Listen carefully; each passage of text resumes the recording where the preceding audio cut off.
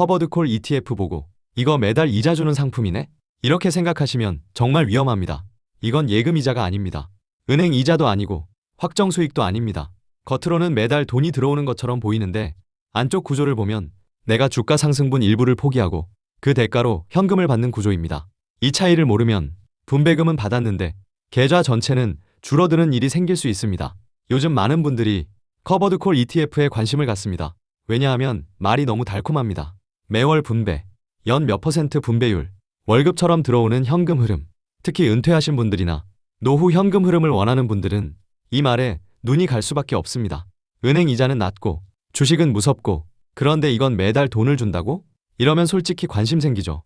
근데 여기서 첫 번째 착각이 나옵니다. 커버드콜 ETF에서 받는 돈을 많은 분들이 이자처럼 생각합니다. 하지만 정확히 말하면 이건 이자가 아닙니다. 이자는 돈을 빌려주고 받는 대가입니다. 예금을 넣으면 은행이 내 돈을 가져다 쓰고 약속한 이자를 줍니다. 채권도 비슷합니다. 내가 돈을 빌려주고 정해진 이자를 받는 구조입니다. 그런데 커버드콜은 다릅니다. 커버드콜은 쉽게 말하면 주식이나 ETF를 들고 있으면서 이 가격 이상으로 오르면 그 위 수익은 다른 사람에게 넘겨줄게요. 이런 약속을 파는 겁니다. 그 약속을 파는 대가로 옵션 프리미엄이라는 돈을 받습니다. 쉽게 비유하면 이렇습니다. 내가 아파트를 하나 갖고 있습니다. 그런데 누군가 와서 말합니다. 한 달 뒤에 이 집 가격이 많이 오르면 정해진 가격에 제가 살 수 있게 해주세요. 대신 지금 계약금처럼 돈을 드릴게요. 내가 그 돈을 받았습니다. 이게 옵션 프리미엄 느낌입니다. 당장 돈은 들어옵니다. 그런데 만약 집값이 크게 오르면 어떻게 될까요? 나는 그 큰 상승분을 온전히 다 가져가지 못합니다. 여기서 커버드콜의 핵심이 나옵니다. 분배금은 달콤하지만 상승장은 답답할 수 있습니다. 많은 분들이 커버드콜을 볼 때 분배율만 봅니다. 연 10% 준대, 월 1% 가까이 준대. 그럼 1억 넣으면 매달 얼마네? 계산이 너무 쉽습니다. 그래서 더 위험합니다. 왜냐하면 투자에서 진짜 봐야 할 건 분배금 하나가 아니라 총수익이기 때문입니다. 총수익은 이렇게 봐야 합니다. 내가 받은 분배금, 그리고 내 원금의 변화. 이 둘을 합쳐야 진짜 성적표입니다. 예를 들어 1년 동안 분배금으로 10%를 받았다고 해보겠습니다. 그런데 ETF 가격이 12% 빠졌다면 내 계좌 전체는 좋아진 걸까요? 아닙니다. 분배금은 받았지만 원금이 더 줄었으면 총수익은 마이너스일 수 있습니다. 여기서 많은 분들이 헷갈립니다. 통장에 매달 돈이 들어오면 사람은 수익이 난다고 느낍니다. 그런데 주식 계좌는 현금이 들어오는 것과 내 자산이 늘어나는 것이 항상 같은 말이 아닙니다. 커버드콜 ETF가 특히 잘 맞는 시장은 주가가 크게 오르지도 않고 크게 빠지지도 않는 시장입니다. 옆으로 기는 시장, 박스권 시장, 완만하게 움직이는 시장. 이럴 때는 주가 상승을 크게 포기하지 않으면서 옵션 프리미엄을 받을 수 있습니다. 문제는 시장이 강하게 오를 때입니다. 예를 들어 기초자산이 나스닥 100이라고 해보겠습니다. 나스닥이 강하게 오르는 장에서는 그냥 나스닥 ETF를 들고 있는 사람이 상승을 더 크게 가져갈 수 있습니다. 그런데 커버드콜은 콜옵션을 팔아놓은 구조라서 상승분이 일정 부분 막힐 수 있습니다. 쉽게 말하면 내 차에 속도 제한 장치를 달아놓은 겁니다. 평지에서는 괜찮습니다. 기름값 아끼는 느낌도 납니다. 그런데 고속도로에서 남들은 시원하게 달릴 때 나는 일정 속도 이상을 못 냅니다. 이게 커버드콜의 가장 큰 트레이드 오프입니다. 받는 대신 포기하는 게 있습니다. 근데 여기서 진짜 중요한 게 있습니다. 커버드콜은 하락장을 완전히 막아주는 상품이 아닙니다. 이 부분을 꼭 알아야 합니다.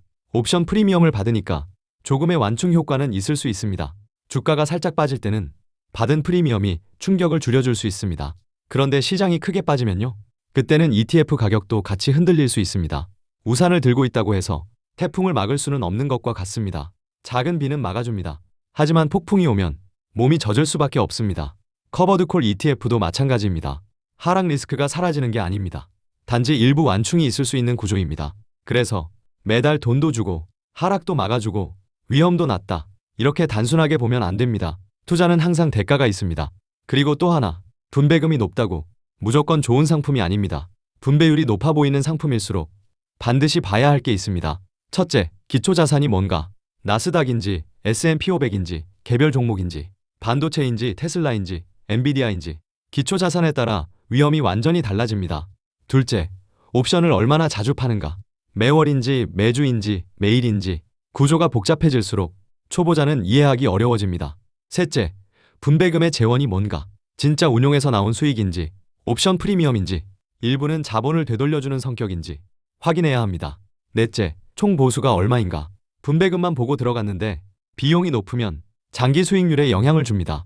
다섯째, 장기 차트가 우하향하는지 봐야 합니다.